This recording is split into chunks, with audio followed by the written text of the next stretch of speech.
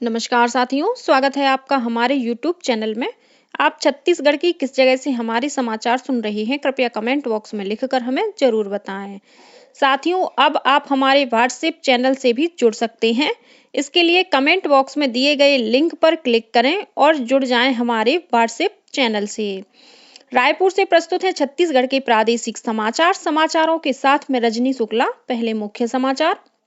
प्रदेश में कोल परिवहन और इससे संबंधित अन्य स्वीकृतियां देने की प्रक्रिया फिर से ऑनलाइन की जाएगी। मुख्यमंत्री ने विधानसभा में की घोषणा। श्री रामलला दर्शन योजना के तहत दुर्ग रेलवे स्टेशन से आस्था स्पेशल ट्रेन कल अयोध्या के लिए रवाना की गई। थल सेना में विभिन्न पदों पर अग्निवीर सैनिकों की भर्ती के लिए आज से ऑनलाइन आवेदन की प्रक्रिया होगी शुरू। वायुसेना में अग्निवीर भर्ती के लिए पंजीयन और आवेदन की अंतिम तिथि 11 फरवरी तक बढ़ाई गई। और प्रदेश में आज से एक बार फिर ठंड बढ़ने के आसार।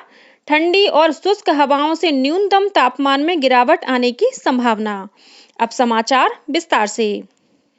मुख्यमंत्री विष्णुदेव साय ने कल विधानसभा में घोषणा की कि प्रदेश में कोल परिवहन और इससे संबंधित अन्य स्वीकृतियां देने की प्रक्रिया फिर से ऑनलाइन की जाएगी।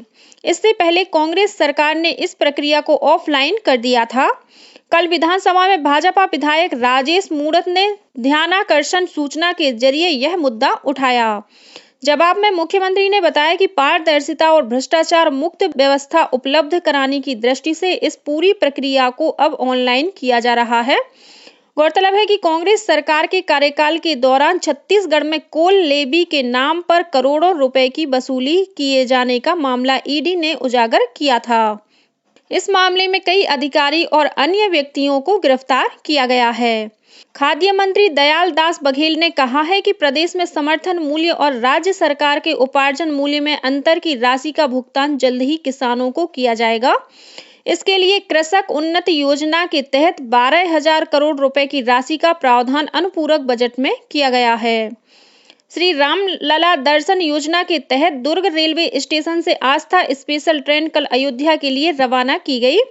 इस ट्रेन को कैबिनेट मंत्री श्याम बिहारी जायसवाल और दयाल दास बघेल, प्रदेश भाजपा अध्यक्ष किरण सिंह देव तथा विधायक धर्मलाल कौशिक ने हरी झंडी दिखाकर रवाना किया। इस ट्रेन के जरिए दुर्ग संभाग के सभी जिलों से 1,344 श्रद्धालुओं को रामलला के दर्शन के लिए अयोध्या ले जाया जा रहा है। मुख्यमंत्री विष्णुदेव साय ने एक ट्वीट संदेश के माध्यम से आस्था स्पेशल ट्रेन के माध्यम से अयोध्या की यात्रा पर जाने वाले श्रद्धालुओं को अपनी शुभकामनाएं दी हैं। भारतीय जनता पार्टी ने शक्ति बंधन अभियान के तहत देश भर में 10 करोड़ से अधिक महिलाओं को विकसित भारत के संकल्प से जोड़ने का लक्ष्य रखा है। यह जानकारी शक्ति बंधन कार्यक्रम के प्रदेश संयोजक प्रबल प्रताप सिंह जूदेव ने कल रायपुर में एक प्रेस वार्ता में दी। उन्होंने कहा कि इस कार्यक्रम के माध्यम से समाज के उस वर्ग तक पहुंचने की कोशिश की जा रही है जो सामाजिक कार्यों से जुड़कर लोगों की सहायता कर रहे हैं। उन्होंने बताया कि अभियान के तहत 1 करोड़ स्व सहायता समूहों और एनजीओ से संपर्क कर 10 करोड़ से अधिक महिलाओं को जोड़ा जाएगा। इसके तहत छत्तीसगढ़ में 3.5 लाख से अधिक समूहों के जरिए 8 लाख महिलाओं को जोड़ने का लक्ष्य रखा गया है। योजना के तहत आज से प्रदेश में विभिन्न कार्यक्रमों का आयोजन किया जा रहा है। 10 और 11 फरवरी को विधानसभा स्तर पर शक्ति बंधन सम्मान समारोह का आयोजन होगा। वहीं 12 से 20 फरवरी तक ग्राम स्तर पर संपर्क अभियान चलाया जाएगा। कांग्रेस सांसद राहुल गांधी के नेतृत्व में निकाली जा रही भारत जोड़ो न्याय यात्रा आज छत्तीसगढ़ में प्रवेश करेगी। यह यात्रा आज दोपहर रेंगारपाली से छत्तीसगढ़ में प्रवेश करेगी, जहां पर आम सभा का आयोजन किया जाएगा। इस मौके पर कांग्रेस के राष्ट्रीय महासचिव और पार्टी के प्रदेश प्रभारी सचिन पायलट सहित अन्य वरिष्ठ नेता यात्रा का स्वागत करेंगे। यह यात्रा 14 फरवरी तक छत्तीसगढ़ के विभिन्न स्थानों से होकर गुजरेगी। इस दौरान रायगढ़, कोरबा, अंबिकापुर और रामानुजगंज में आम सभाओं का आयोजन किया जाएगा। थल सेना में विभिन्न पदों पर अग्निवीर सैनिकों की भर्ती के लिए आज 8 फरवरी से ऑनलाइन आवेदन की प्रक्रिया शुरू होगी। इसके लिए अधिसूचना जारी कर दी गई है। अग्निवीर की भर्ती जनरल तकनीक, क्लर्क, ट्रेडमैन, महिला सैन्य पुलिस और रेगुलर कैडेट भर्ती, धर्मगुरु, नर्सिंग सहयोगी तथा हवलदार के पदों के लिए होगी। वहीं अग्निवीर क्लर्क के पद का नाम बदलकर अग्निवीर ऑफिस असिस्टेंट कर दिया गया है। इस पद पर भर्ती के लिए उम्मीदवारों को अब ऑनलाइन परीक्षा के समय टाइपिंग टेस्ट भी देना होगा। रायपुर स्थित सेना भर्ती कार्यालय के प्रभारी अधिकारी ने बताया कि ऑनलाइन आवेदन जमा करने से संबंधित पोर्टल आगामी 21 मार्च तक खुला रहेगा। इस भर्ती के लिए ऑनलाइन परीक्षा अप्रैल महीने में होने की संभावना है। इस साल बस्तर संभाग के लिए जगदलपुर में ऑनलाइन परीक्षा केंद्र स्थापित किया जा रहा है। इस बीच वायुसेना में अग्निवीर भर्ती के लिए ऑनलाइन पंजीयन और आवेदन की अंतिम तिथि बढ़ाकर 11 फरवरी कर दी गई है। इस बारे में और अधिक जानकारी के लिए वायुसेना की वेबसाइट और जिला रोजगार तथा स्वरोजगार मार्गदर्शन केंद्र से संपर्क किया जा सकता है। प्रदेश में शिक्षक सीधी भर्ती में शिक्षक पद के लिए अभ्यर्थियों की चौथे चरण की ऑनलाइन काउंसलिंग आज 8 फरवरी से शुरू होगी। यह काउंसलिंग स्कूल शिक्षा विभाग की वेबसाइट के माध्यम से 10 फरवरी तक की जाएगी। वहीं राज्य की शासकीय औद्योगिक प्रशिक्षण संस्थाओं में छात्रावास अधीक्षक और छात्रावास अधीक्षिका के पद के लिए ऐसे उम्मीदवार जो दस्तावेज सत्यापन के बाद पात्र पाए गए हैं, वे आज 8 फरवरी को सुबह से रात 12 बजे तक चिप्स के पोर्टल के माध्यम से ऑनलाइन काउंसलिंग में भाग लेकर पदस्थापना के लिए संस्था का विकल्प भर सकते हैं। छत्तीसगढ़ उच्च न्यायालय के मुख्य न्यायाधीश रमेश सिन्हा ने कल दंतेवाड़ा जिला और सत्र न्यायालय का वर्चुअल निरीक्षण किया। इस दौरान मुख्य न्यायाधीश ने न्यायालय की अधोसंरचना का अवलोकन किया और जरूरी सुविधाएं उपलब्ध कराने के निर्देश दिए। मुख्य न्यायाधीश ने स्पष्ट किया कि वे किसी भी समय सीधे जिला न्यायालय और राज्य के किसी भी न्यायालय का वीडियो कॉन्फ्रेंसिंग के माध्यम से निरीक्षण कर सकते हैं। उन्होंने कहा कि सभी न्यायाधीश अपने न्यायालयों के लंबित प्रकरणों की जानकारी, विशेषकर पुराने प्रकरणों की जानकारी अद्यतन रखें। ओमान के मस्कट में काम दिलाने के बहाने बंधक बनाई गई दुर्ग की एक महिला को छत्तीसगढ़ सरकार की पहल पर मुक्त करा लिया गया है। उप मुख्यमंत्री विजय शर्मा ने फोन के माध्यम से महिला से बातचीत की और उनका हालचाल जाना। उन्होंने महिला को भरोसा दिलाया कि उन्हें स्वदेश लाने की व्यवस्था की जाएगी। उप मुख्यमंत्री ने यह भी कहा कि इस मामले की तह पर जाकर दोषियों के खिलाफ कार्रवाई की जाएगी। गौरतलब है कि भिलाई के खुर्सीपार में रहने वाले जे मुकेश ने थाने में शिकायत दर्ज कराई थी कि काम दिलाने के बहाने एक व्यक्ति ने पिछले वर्ष मई महीने में उनकी पत्नी को ओमान के मस्कट भेजा था, जहां उसकी पत्नी को बंधक बना लिया गया था। पुलिस में शिकायत दर्ज होने पर उप मुख्यमंत्री श्री शर्मा ने इस मामले को संज्ञान में लिया और पुलिस को जरूरी कार्रवाई करने के निर्देश दिए, जिसके बाद पुलिस ने ओमान स्थित इंडियन एम्बेसी से संपर्क किया और तत्काल कार्रवाई करते हुए महिला को छुड़ा लिया गया। प्रदेश में शराब दुकानों में निर्धारित सीमा से अधिक मात्रा में शराब बेचने पर कड़ी कार्रवाई की जाएगी। यह चेतावनी आबकारी विभाग की सह आयुक्त आर संगीता ने दी है।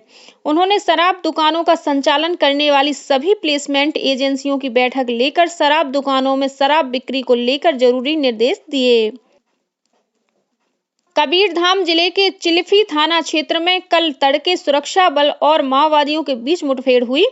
इस घटना में किसी के हताहत होने की खबर नहीं है। जिले के पुलिस अधीक्षक डॉक्टर अभिषेक पल्लव ने बताया कि मुखबिर से मिली सूचना के आधार पर सुरक्षा बल के जवान माही डबरा गांव के पास जंगल में गश्त पर निकले थे। इस दौरान पहले से घात लगाए बैठे माओवादियों ने जवानों पर हमला कर दिया। दोनों ओर से हुई फायरिंग के बाद अपने आप को घिरता देख माओवादी मौके से भाग निकले। घटना स्थल से बड़ी मात्रा में घरेलू सामान और माओवादी साहित्य बरामद किया गया है। Indian space research organisation ISRO की एक्सपोजर विजिट से लौटे जसपुर के मेधावी बच्चों ने कल छत्तीसगढ़ विधानसभा की कार्यवाही देखी।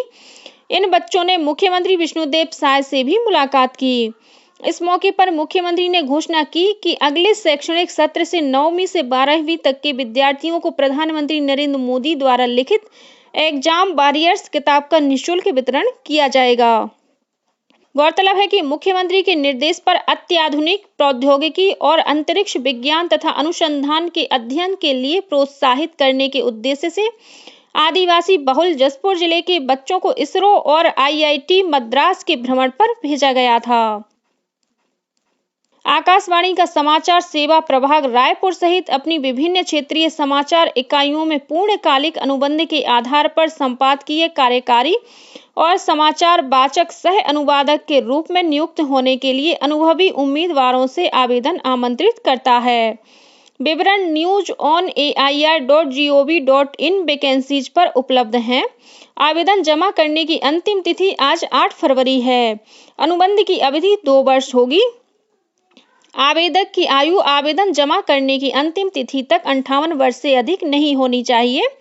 आवेदक के पास पत्रकारिता में स्नातकोत्तर उपाधि अथवा स्नातकोत्तर डिप्लोमा के साथ ही किसी समाचार संगठन में 3 वर्ष कार्य करने का अनुभव होना अनिवार्य है।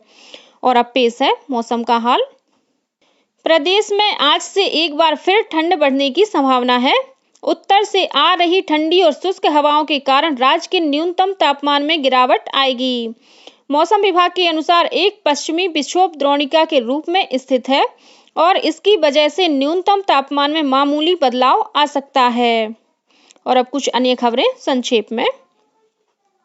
राज्यपाल विश्वभूषण हरिचंदन ने कल नई दिल्ली में पूर्व उप प्रधानमंत्री लालकृष्ण आडवाणी से मुलाकात कर उन्हें भारत रत्न सम्मान मिलने पर शुभकामनाएं दी। राज्य सरकार ने पंकज कुमार झा को मुख्यमंत्री विष्णुदेव साय का मीडिया सलाहकार नियुक्त किया है। श्री झा सलाहकार के रूप में मुख्यमंत्री को मीडिया संबंधी परामर्श देंगे। प्रधानमंत्री पोषण शक्ति निर्माण यानी मध्याह्न भोजन योजना के तहत चालू वित्तीय वर्ष के लिए 75 करोड़ 88 लाख रुपए से अधिक की चौथी किस्त सिंगल नोडल एजेंसी के खाते में आवंटित कर दी गई है। महादेव ऑनलाइन सट्टा ऐप मामले में फरार दूसरे प्रमोटर रवि उप्पल पर दुर्ग पुलिस ने इनाम घोषित किया है। इसके बारे में जानकारी देने या गिरफ्तार कराने वाले व्यक्ति को 35,000 रुपए दिए जाएंगे। और बेमेतरा जनपद पंचायत में अध्यक्ष पद का चुनाव कांग्रेस समर्थित रीना वर्मा ने जीत लिया है। उन्होंने भाजपा समर्थित कुंती साहू को 1 मत से हराया। उपाध्यक्ष पद पर भाजपा समर्थित हरेंद्र वैष्णव को जीत मिली। इसी के साथ छत्तीसगढ़ के समाचारों का ये बुलेटिन समाप्त हुआ। नमस्कार।